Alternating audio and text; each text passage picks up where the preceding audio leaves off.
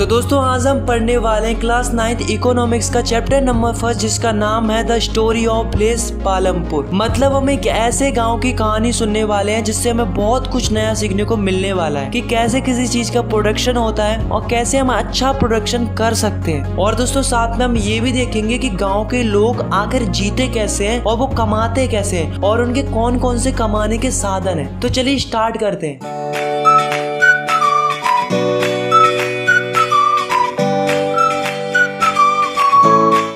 तो दोस्तों ये कहानी है एक गांव की जिसका नाम है पालमपुर। इस गांव में ज्यादातर लोग एक ही काम करते हैं जो कि है फार्मिंग, और कुछ लोग ऐसे भी हैं जो कि फार्मिंग के अलावा अदर वर्क्स भी करते हैं जैसे कि मैन्युफैक्चरिंग, डेयरी, ट्रांसपोर्ट और भी बहुत सारी चीजें हैं। जब हम पालमपुर से 3 किलोमीटर दूर जाते हैं तो हमें एक बड़ा गाँव मिलता है जो कि है रायगंज, और रायगंज से थोड़ी ही पास में एक और कस्बा है जिसका नाम है शाहपुर। और ये तीनों एक ही पक्की सड़क से कनेक्टेड है जिसपे कई सारे साधन चलते हैं जैसे कि मोटरसाइकिल, जीप, ट्रैक्टर, ट्रक और कुछ ऐसे भी साधन चलते हैं जैसे कि बैलगाड़ी, टांगा, जिनके ऊपर फार्मर्स कई सारा सामान लादकर एक गांव से दूसरे गांव व्यापार के लिए जाया करते हैं। दोस्तों पालमपुर गांव इतना बड़ा तो नहीं है, फिर भी उसके अंदर अलग अलग जातियों के लगभग 450 परिवार रहते हैं। इनमें से 80 परिवार ऐसे हैं जो कि अपर कास्ट से बिलोंग करते हैं। इनके मकान काफी बड़े बड़े हैं जो कि ईंट और सीमेंट से बने हुए हैं। और दूसरी ओर जो पालमपुर की 1/3 पॉपुलेशन है वो लोअर कास्ट से बिलोंग करती है जो कि गांव के कोने में छोटे छोटे घरों में रहती है जिनके घर मिट्टी या घास फूस के बने हुए होते हैं। दोस्तों ऐसा नहीं है कि पालमपुर गांव में कोई सुख सुविधा मौजूद नहीं है, बल्कि कई सारी सुख सुविधाएं मौजूद हैं जैसे कि पालमपुर के अधिकांश घरों में इलेक्ट्रिसिटी है, खेतों में ट्यूबवेल्स लगे हुए हैं और भी कई सारी चीजें जिनमें पालमपुर के लोग इलेक्ट्रिसिटी का इस्तेमाल करते हैं। दोस्तों पालमपुर गाँव में एजुकेशन के लिए 2 प्राइमरी स्कूल और एक हाई स्कूल भी बनवाया गया है। दोस्तों इस गाँव में लोगों के इलाज के लिए एक प्राइमरी हेल्थ सेंटर भी है जो कि गवर्नमेंट के द्वारा चलाया जाता है, और साथ में एक प्राइवेट डिस्पेंसरी भी है जहाँ पे लोगों का इलाज किया जाता है। तो दोस्तों हम पालमपुर गांव को फुली डेवलप्ड तो नहीं कह सकते, फिर भी हम इसको फेयरली वेल डेवलप्ड तो कह ही सकते हैं क्योंकि इसमें लगभग सारी सुख सुविधाएं मौजूद है जैसे कि इस गांव में रोड्स हैं, ट्रांसपोर्ट्स हैं, स्कूल्स हैं, हॉस्पिटल्स हैं, इलेक्ट्रिसिटी है और भी कई सारी चीजें। अगर हम अदर प्लेस से कंपेयर करें तो हमें पता चलता है कि लगभग सारी फैसिलिटीज प्लेस पालमपुर के अंदर मौजूद है। सो गाइस हमारे इस चैप्टर का पहला टॉपिक है जिसका नाम है ऑर्गेनाइजेशन ऑफ प्रोडक्शन। तो दोस्तों इस टॉपिक को समझने से पहले हमें ये समझना होगा कि आखिर प्रोडक्शन क्या होता है। तो दोस्तों प्रोडक्शन हम उन चीजों को बनाने के लिए करते हैं जिन चीजों की हमें जरूरत होती है।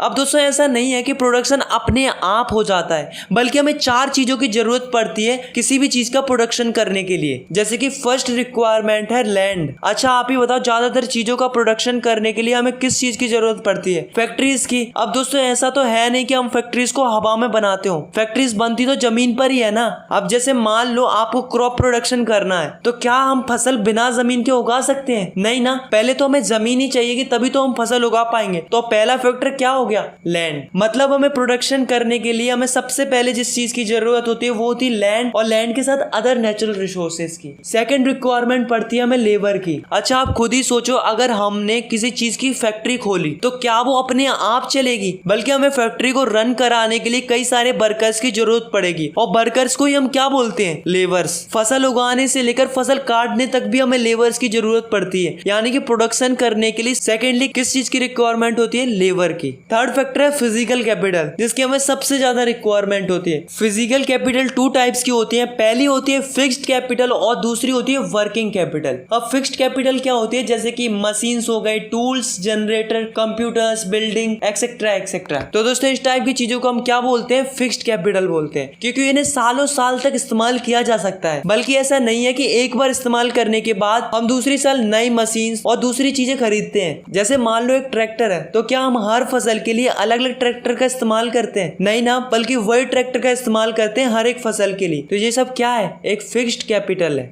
सेकेंड है वर्किंग कैपिटल। तो वर्किंग कैपिटल क्या होती है? जैसे कि रॉ मटेरियल एंड मनी। खेती करने के लिए रॉ मटेरियल क्या होगा? सीड्स, क्योंकि अगर हम बीज ही नहीं डालेंगे खेती में तो खेती कहाँ से होगी? खेती करने के लिए हमें सीड्स की जरूरत तो पड़ेगी ही पड़ेगी, और अगर हमें सीड्स की जरूरत पड़ेगी तो उसे खरीदने के लिए हमें पैसे की भी जरूरत पड़ेगी। तो वर्किंग कैपिटल क्या होती है? Raw material and money. अब जो लास्ट रिक्वायरमेंट होती है, मतलब जो लास्ट फैक्टर बचता है, वो है ह्यूमन कैपिटल। अब दोस्तों ये ह्यूमन कैपिटल क्या होती है? अच्छा आप खुद ही सोचो, अगर किसी को बिजनेस करना है, प्रोडक्शन करना है, तो क्या वो अपने आप हो जाएगा? बल्कि कोई ना कोई तो चाहिए बिजनेस को मैनेज करने के लिए, पैसा इन्वेस्ट करने के लिए, अपनी स्ट्रेटेजी से बिजनेस को इम्प्रूव करने के लिए, और जो प्रॉफिट एंड लॉस है उसकी रिस्क लेने के लिए। अब दोस्तों यहाँ से हमारा जो चैप्टर है वो और भी ज्यादा इंटरेस्टिंग होने वाला है, क्योंकि जो हम आगे पढ़ने वाले हैं उसे आपने कभी ना कभी अपनी रियल लाइफ में एक्सपीरियंस जरूर किया होगा। तो दोस्तों हमारे इस चैप्टर का नेक्स्ट टॉपिक है फार्मिंग इन पालमपुर। 2018 की रिपोर्ट के अनुसार इंडिया के अंदर लगभग 60% लैंड एरिया ऐसे हैं जो कि टोटली एग्रीकल्चर पर ही डिपेंडेंट है। तो आप इससे अंदाजा लगा सकते हो कि इंडिया के अंदर लगभग कितने सारे फार्मर्स हैं जो कि केवल फार्मिंग पर ही डिपेंडेंट है। ऐसे ही दोस्तों एक गांव है जिसका नाम है पालमपुर। अब दोस्तों इस गांव में होता क्या है कि यहाँ पर 75% लोग ऐसे हैं जो कि टोटली फार्मिंग पर ही डिपेंडेंट है। अब दोस्तों पालमपुर में दिक्कत क्या आती है कि जो पालमपुर की पॉपुलेशन है वो कंटिन्यूअसली बढ़ती जा रही है। अब इससे क्या लॉस हो रहा है कि जो पालमपुर की कल्टीवेटेड लैंड है वो तो फिक्स्ड है।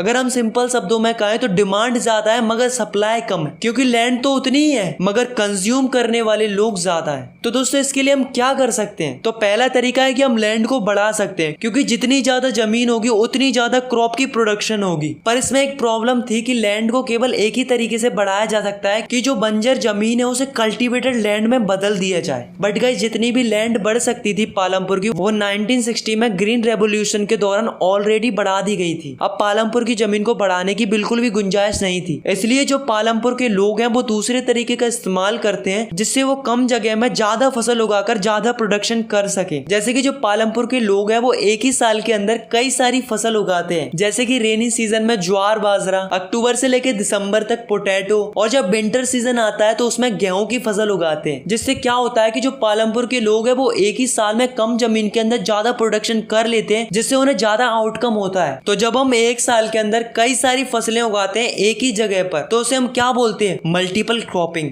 और इसे करने में फार्मर्स को कोई भी दिक्कत फेस नहीं करनी पड़ती थी, क्योंकि पालमपुर में इलेक्ट्रिसिटी है। अब इलेक्ट्रिसिटी से क्या प्रॉफिट है कि जो पालमपुर के लोग हैं वो ट्यूबवेल्स का इस्तेमाल करके आसानी से इरिगेशन कर लेते हैं। पहले जब पालमपुर में इलेक्ट्रिसिटी नहीं होती थी तो पालमपुर के लोग कुएं से पानी लाकर फार्मिंग करते थे, जिसमें उन्हें काफी ज्यादा परेशानी होती थी। लेकिन अभी जब से उनके गाँव में इलेक्ट्रिसिटी है तब से फार्मर्स को काफी ज्यादा आसानी होती है फार्मिंग करने में। अब दोस्तों मल्टीपल क्रॉपिंग के अलावा एक और तरीका है जिससे हम प्रोडक्शन को बढ़ा सकते हैं, तो वो तरीका है मॉडर्न फार्मिंग। तो दोस्तों मॉडर्न फार्मिंग क्या होती है? जैसे कि मॉडर्न मशीनरी का इस्तेमाल करके, जैसे कि tractor, thresher, combine, harvester etcetera etcetera, और साथ में HYV सीड्स का इस्तेमाल करना, फर्टिलाइजर्स का इस्तेमाल करना, इसके साथ साथ पेस्टिसाइड्स का भी इस्तेमाल करना। तो ये सब किसके अंदर आता है? मॉडर्न फार्मिंग के अंदर आता है। अब जो आप ये मॉडर्न फार्मिंग पढ़ रहे हो तो उसकी शुरुआत कब से हुई है? तो दोस्तों ये बात है 1960 की, जब ग्रीन रेवोल्यूशन स्टार्ट हुआ था। तो ग्रीन रेवोल्यूशन क्या था कि लोगों को बताया गया था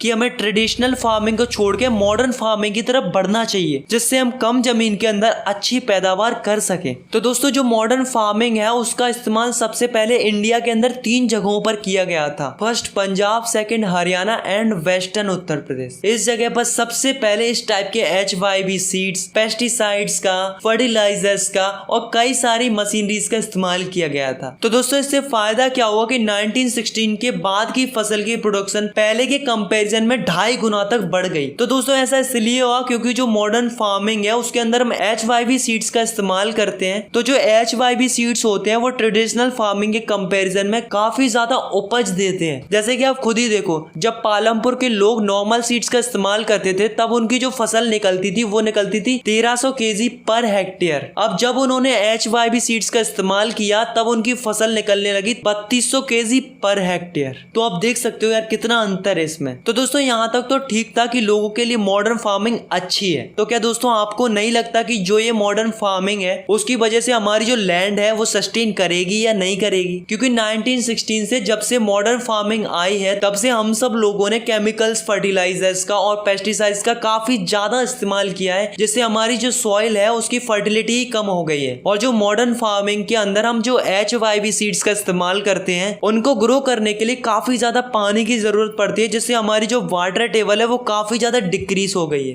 तो ये हमारे लिए और हमारे नेचर के लिए बहुत ही बुरी बात है, क्योंकि एक बार हमने इन रिसोर्सेज को डिस्ट्रॉय कर दिया तो इन्हें रिस्टोर करना इतना आसान नहीं है। तो दोस्तों हमें भी सोचना चाहिए हमारे नेचर के बारे में और हमारे नेचुरल रिसोर्सेज के बारे में, क्योंकि हम बगैर नेचुरल रिसोर्सेज के तो एग्रीकल्चर कर ही नहीं सकते। तो इस पे हमें ध्यान देना चाहिए। तो दोस्तों अब हम देखने वाले हैं कि जो पालमपुर की लैंड है वो किस तरीके से डिस्ट्रीब्यूटेड है पालमपुर के लोगों में। How is land distributed between the farmers of Palampur. Unfortunately Palampur में सब लोगों के पास लैंड नहीं है, बल्कि 450 फैमिलीज में से 150 फैमिली ऐसी है जिनके पास खेती करने के लिए कोई जमीन ही नहीं है। सिमिलरली 240 फैमिलीज ऐसी है जिनके पास 2 हेक्टेयर से भी कम जमीन है। और आखिरी बची हुई केवल 60 फैमिलीज ही ऐसी हैं जिनके पास 2 हेक्टेयर से ज्यादा जमीन है। तो आप देख सकते हो कि जो पालमपुर में कम लोगों के पास ज्यादा जमीन है, वहीं दूसरी ओर ज्यादा लोगों के पास थोड़ी सी जमीन है। नेक्स्ट है लेबर। तो दोस्तों हमें खेती करने के लिए कई सारी लेबर्स की जरूरत पड़ती है। तो दोस्तों जो लेबर्स होती है उसकी जरूरत ज्यादातर उन्हीं लोगों को पड़ती है जिनके पास ज्यादा जमीन होती है। और जिनके पास कम जमीन होती है, मतलब जो स्मॉल फार्मर्स होते हैं, वो अपनी जमीन को खुद ही कल्टीवेट कर लेते हैं अपनी फैमिलीज के साथ मिलकर। तो जो बड़े फार्मर्स होते हैं, मतलब जिनके पास ज्यादा जमीन होती है, तो वो क्या करते हैं कि लेबर्स को हायर करते हैं फार्मिंग करने के लिए। तो जो लेबर्स होते हैं वो 2 टाइप्स के होते हैं। पहले जिनके पास बिल्कुल भी जमीन नहीं होती, वो अपनी इनकम जनरेट करने के लिए दूसरों के खेतों में जाकर मजदूरी करते हैं। और दूसरी ऐसी होती है जिनके पास जमीन तो होती है, पर जब वो फ्री रहते हैं तब वो एक्स्ट्रा अर्निंग के लिए दूसरों के खेतों में जाकर काम करते हैं। इसके बदले में उन्हें पैसा मिल जाता है, या फिर काम के अकॉर्डिंग उन्हें गेहूं, चावल या इस तरीके की चीजें उनकी चॉइस के अकॉर्डिंग लेबर्स को दे दी जाती है। नेक्स्ट है कैपिटल। अब कैपिटल क्या होती है? तो दोस्तों कैपिटल का सीधा सीधा अर्थ होता है मनी, यानी कि पैसा। तो जैसा कि हमने देखा कि मॉडर्न फार्मिंग को करने के लिए कई सारी चीजों की जरूरत पड़ती है, जैसे कि HYV seeds, chemical fertiliser, pesticides, machinery जैसे कि ट्रैक्टर, हार्वेस्टर, थ्रेसर और भी कई सारी चीजें जिनकी हमें जरूरत पड़ती है मॉडर्न फार्मिंग करने के लिए। तो गाइज आप ही बताओ, अगर इतनी सारी चीजों की जरूरत पड़ेगी तो इन्हें अफोर्ड करने में खर्चा भी ज्यादा होगा। तो जो पुअर फार्मर्स होते हैं वो क्या करते हैं कि जो बड़े बड़े फार्मर्स होते हैं या मनी लेंडर्स होते हैं या ट्रेडर्स होते हैं, उनसे पैसे उधार ले लेते हैं और वो स्मॉल फार्मर्स को पैसा भी दे देते हैं, पर बाद में फार्मर्स को उनका काफी ज्यादा इंटरेस्ट चुकाना पड़ता है। तो जो स्मॉल फार्मर्स की खेती होती है उसका पूरा का पूरा पैसा इनका कर्ज ही चुकाने में लग जाता है। ऑन दी अदर हैंड जो अमीर फार्मर्स होते हैं उनके पास ज्यादा जमीन होती है। अब जब ज्यादा जमीन होगी तो ज्यादा फसल उगेगी। तो जो अमीर फार्मर्स होते हैं वो क्या करते हैं कि जो अनाज निकलता है पहले तो उसे अपने खाने के लिए स्टोर कर लेते हैं, फिर बाद में जो कुछ भी अनाज बचता है उसे मार्केट में सेल कर देते हैं और फिर उसे बेचकर जो पैसे मिलते हैं उन्हें अपनी सेविंग्स में सेव कर लेते हैं। और यही साइकिल रिपीट होती रहती है और जो अमीर फार्मर्स होते हैं उनकी सेविंग बढ़ती ही जाती है। इसी टॉपिक से रिलेटेड एक क्वेश्चन अराइज होता है, वो होता है कि सरप्लस क्या होता है? Surplus means that an amount that is extra और मोर देन यू नीड। तो इसका सिंपल सा अर्थ होता है कि जो हमारी रिक्वायरमेंट होती है उसको फुलफिल करने के बाद जो बचता है उसे हम सरप्लस कहते हैं। जैसे कि मान लो हमें खाने पीने के लिए बेसिक रिक्वायरमेंट्स के लिए 50 क्विंटल गेहूं की जरूरत पड़ती है, और अगर मान लो हमारी फसल निकली है 350 क्विंटल, तो हमें जरूरत कितने की थी? मात्र 50 क्विंटल की। तो जो एक्स्ट्रा बचा हुआ 300 क्विंटल है वो क्या हो जाएगा? सरप्लस हो जाएगा। तो दोस्तों आपने स्टार्टिंग में देखा था कि जो पालमपुर में 75% लोग ऐसे हैं जो कि फार्मिंग पर डिपेंडेंट है और बचे हुए 25% लोग ऐसे हैं जो कि नॉन फार्मिंग एक्टिविटी करते हैं। मतलब ऐसा नहीं है कि पालमपुर के लोग खेती बाड़ी ही करते हैं, बल्कि कुछ लोग ऐसे भी हैं जो कि नॉन फार्मिंग एक्टिविटीज भी करते हैं, जैसे कि डेयरी। अब डेयरी क्या होती है कि लोग अपनी गाय या भैंसों को पालते हैं और जो भी उनसे मिल्क प्रोडक्शन होता है उसे रायगंज में जाकर बेच देते हैं, जिससे क्या होता है उनका रोजगार चलता है और इसी से वो अर्निंग भी करते हैं। दूसरा है स्मॉल स्केल मैन्युफैक्चरिंग इन पालमपुर। तो स्मॉल स्केल मैन्युफैक्चरिंग क्या होती है? जिसमें लोग छोटी स्केल में प्रोडक्शन करते हैं। जैसे कि जो पालमपुर है उसमें कुछ लोग गुड़ मैन्युफैक्चर करते हैं, मतलब गुड़ बनाते हैं और बनाने के बाद उसे रायगंज और शाहपुर में बेचकर अपनी इनकम करते हैं। थर्ड है शॉपकीपर्स ऑफ पालमपुर। मतलब जो पालमपुर है उसमें ऐसा नहीं है कि लोगों को सामान खरीदने के लिए आसपास के गाँवों में और शहरों में जाना पड़ता है, बल्कि पालमपुर में ऐसी कई सारी दुकानें हैं, जैसे कि किराने की, जनरल स्टोर की, और कुछ दुकानें ऐसी भी है जो कि बस स्टैंड के पास में है। तो जो पालमपुर है उसमें कुछ लोग ऐसे हैं जो दुकानों का सामान बेचकर उससे पैसे कमाकर अपनी लाइफ स्पेंड कर रहे हैं। तो दोस्तों ये भी एक अच्छा एग्जांपल है नॉन फार्मिंग एक्टिविटी का।